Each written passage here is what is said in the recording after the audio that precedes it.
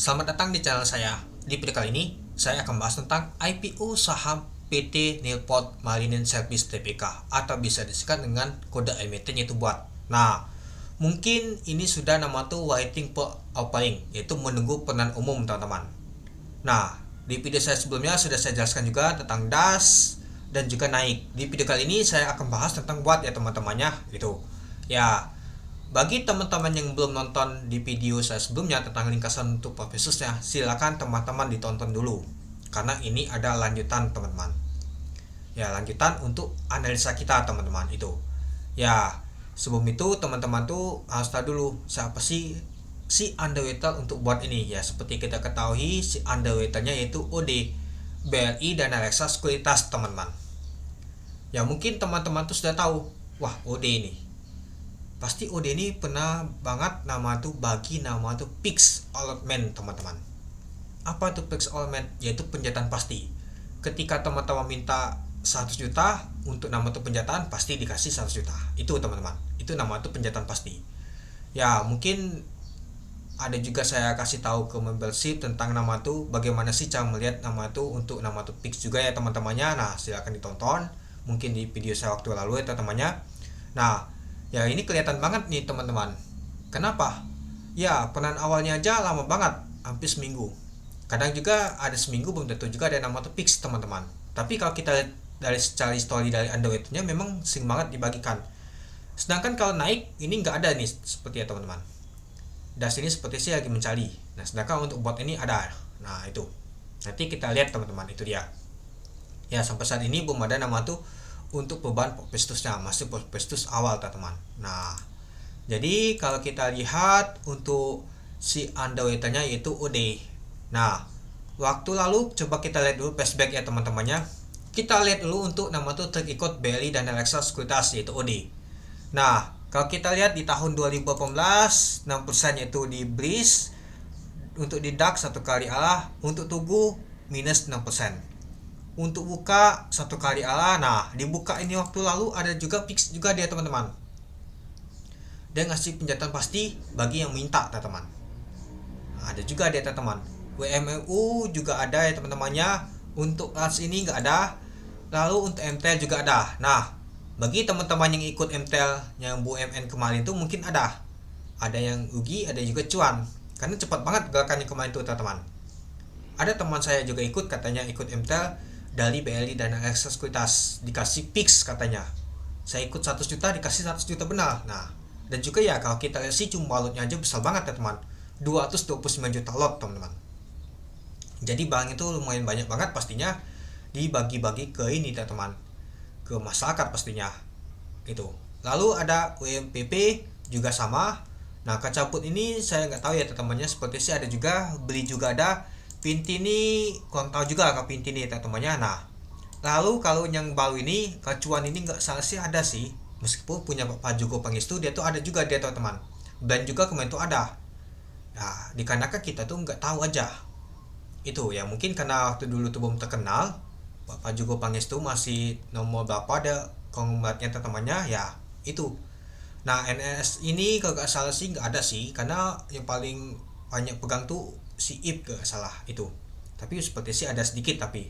Nah, AMN ini kalau tahu juga ya teman-teman, seperti sih ada juga sih. Nah, MSJA jangan ngomong nggak ada. Ada ini.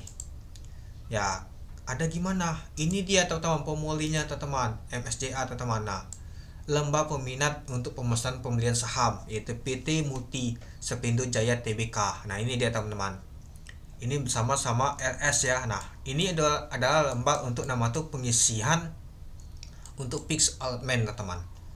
Oke kita lanjut lagi, siapa lagi, lalu UNTD. Nah UNTD juga ada teman-teman. UNTD ini dia teman-teman, lembar pernyataan minat pemesanan pembelian saham UNTD. Nah ini juga ada teman-teman. Nah jadi kita tuh tahu bahwa kalau BRI dan Reksa ini sering banget nama tuh bagi nama tuh fix dia, pencatat pasti ya. Kita isi aja formulirnya nih teman-teman, itu dia pasti akan dapat itu. Tapi tergantung juga, seperti UNTD kemarin tuh gak salah sih hanya 25%, ada juga berbagai macam sih. Nah kalau MSJA kemarin itu mau tau gak kasihnya berapa? minimal tuh belinya tuh untuk fix itu 50 juta bisa ikut. Nah jadi barangnya ini nggak bagi ke nama itu bandar, artinya barangnya ini ya secara logikanya diobral ke retail. Kalau diobral ke retail ya pastinya tidak menarik teman-teman, ya buktinya aja nggak ala dia. Apalagi NTD kemarin itu diobral banget itu teman-teman, banyak sekali salesnya di grup Telegram waktu lalu, apalagi salesnya YP waktu lalu, wow rame banget itu ya. Jadinya kalau kita lihat sih secara history dari underwater-nya kurang menarik teman-teman. Nggak tahu apakah ada tambahan underwater lagi apa enggak ini teman-teman untuk buat ini itu ya, dikarenakan kalau kita lihat sih rata-rata yang dikawal oleh untuk BRI dan Alexa ini ya lumayan juga ya teman-temannya itu. Nah teman-teman mungkin bertanya, ini masuk ke papan pengembangan apa utama? Nah kalau menurut saya sih antara dua deh nih, karena dia nih tergantung sama kurs juga ya teman-temannya. Kalau kita lihat untuk papan keuangannya, nah karena jumlah asetnya itu sudah di atas 500 juta teman-teman, 500 miliar, harusnya sih sudah masuk ke papan utama ini itu. Tapi tergantung sama kurs juga ya teman-temannya, berapa dikali ke berapa ini, atau juga ya kita lihat nanti teman-teman itu ya. Kalau ada yang bilang papan pengembangan boleh juga, masih bisa masuk itu teman-teman itu. Dan juga ya kalau kita lihat sih untuk fundamentalnya nih kurang menarik banget teman-teman. Untuk laba usahanya aja dari tahun ke tahun mengalami penurunan ya, mungkin sudah saya bahas ini ya teman-teman ya. Teman-teman bisa cek untuk di video saya sebelumnya aja itu ya, pelnya aja tinggi banget ini teman-teman ya. Ada juga yang komentar lain seperti brand ya sih, meskipun PWP nya itu kecil banget, meskipun kecil ya policy yang murah gak murah ini namanya nih. Kalau kita lihat untuk pelnya tinggi gini itu, untuk utangnya masih agak stabil ya teman-temannya. Nah jadi kalau kita lihat nanti pergerakannya gimana kalau kita ikut untuk nama tuh buat nanti. Kalau misalkan tetap nama tuh BRI dan Alexa, kita ambil saja untuk terikut yang terakhir adalah MSCA ya teman-temannya. Kalau NTD gak salah, MSCA kita lihat di hari pertama pada saat listing. Kita analisa dulu ya teman-temannya. Ingat ini di video ini saya cuman menganalisa saja ya teman-temannya, bukan ngasih apa-apa. Nah kalau kita lihat sih pada saat open di 360, kalau kita lihat untuk MSCA ini dari harga berapa dia ya, MSCA dari harga 300, artinya open langsung 360. Sempat ke low dia teman-teman, sempat ke merah di 282, artinya kalau kita sih minus 8 poin dia teman-teman. Dan kalau kita sih untuk high-nya di 372. Nah coba kita hitung dulu ya. Untuk kalkulatornya kalau kita lihat untuk harga di berapa ya, di 300 A-nya berapa ya. Nah untuk A-nya di 374, artinya kalau kita sih sedikit lagi mau mendekati A, tapi nggak jadi dia teman-teman, itu malah ditutup di 346, itu sekitar 15%. Oke, coba kita lihat untuk dalam waktu 1 menit bisa gak ya. Kita lihat untuk pergerakan untuk MSCA. Kalau gak salah sih saya ada live juga ya teman-temannya, teman-teman bisa lihat untuk di video saya. Coba kita lihat dulu pada saat kita live kemarin ya teman-temannya. Kita sebelum ikut IPO kita analisa dulu. Selamat datang di channel. Oke, ini dia, kita ketik di sini saja. Karena live tuh nggak terlalu banyak sih saya. MSCA ya. MSCA. Nah, ini ada listing. 3 alasan mengapa saya memilih FBS. Pertama, saya bisa memilih lebih dari 550 instrumen dan memiliki banyak pilihan trading. Selamat pagi teman-teman. Hari ini kita akan melihat untuk Mana ya? Nah, berikut lembaga dan kita lihat pada sepemukanya teman-temannya. banget gelapnya. Kecil banget ini. panggung Kemarin saya ini sedikit sih untuk MSCA ikut 10 karena ketahuan pergerakannya nanti gimana. Nah, kita lihat ya teman-temannya. Oke, 10 detik lagi teman-teman. Oke, siap-siap ya.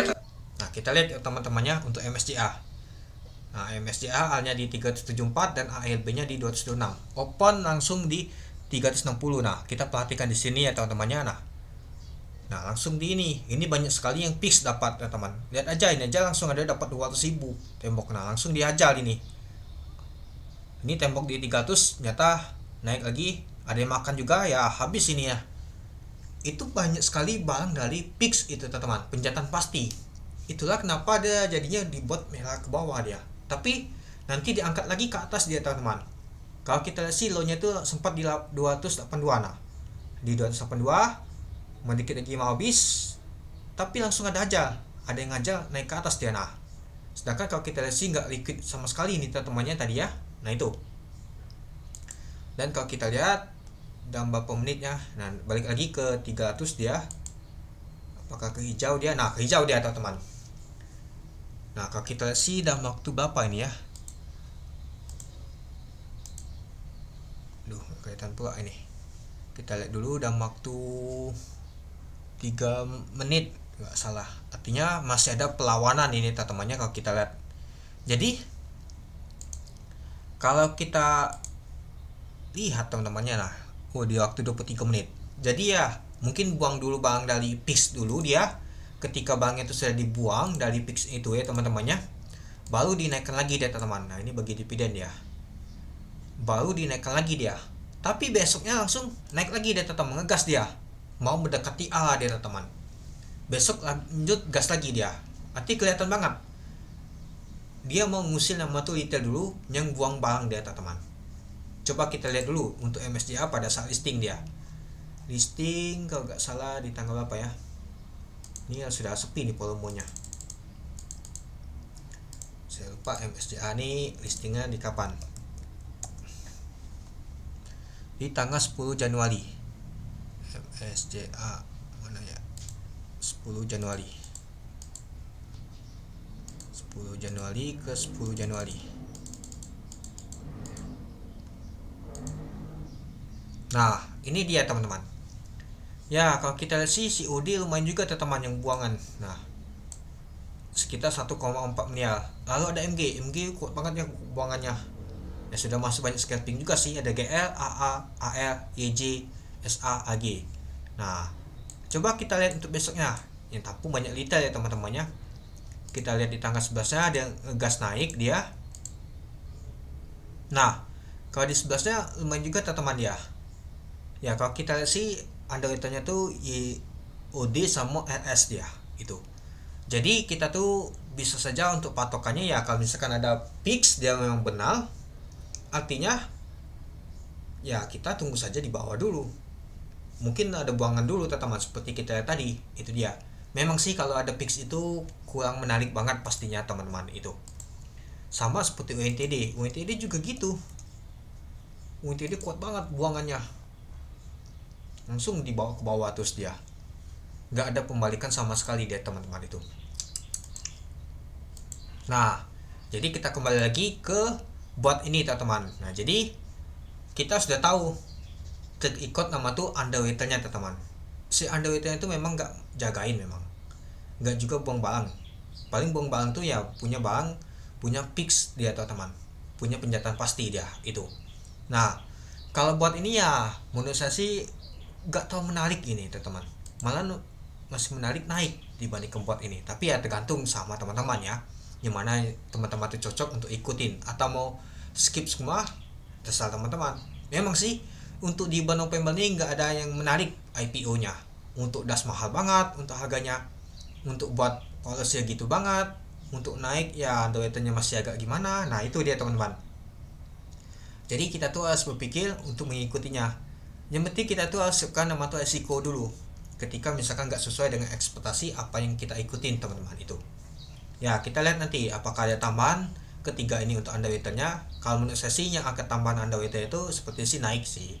Kalau buat ini seperti sih bisa sih kalau OD 9. Tapi kalau kita lihat untuk track record OD ini jarang banget sendirian ya teman-temannya, belum pernah sama sekali. Dia pastinya ngajak teman dia teman.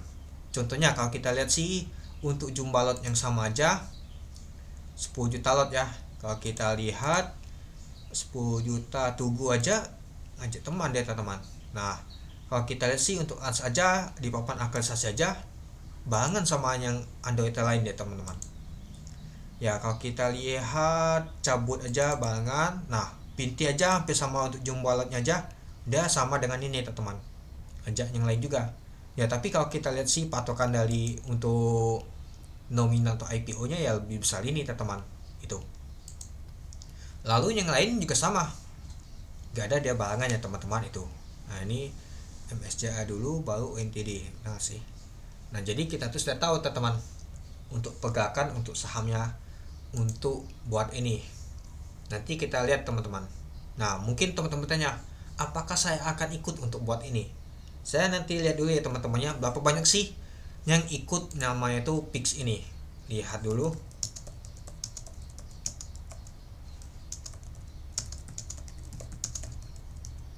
Misalnya ngeri juga teman-teman, berapa nominal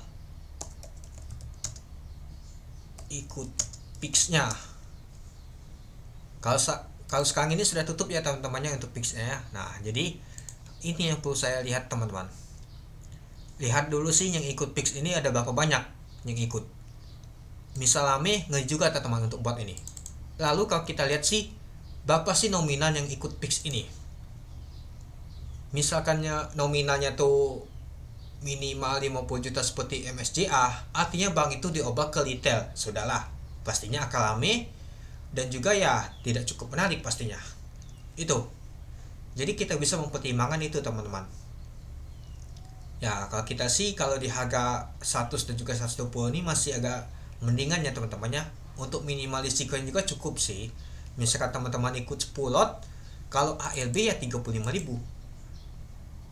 Kalau ALA ya 35.000. Coba. Kalau ALB-nya. Benar 35.000.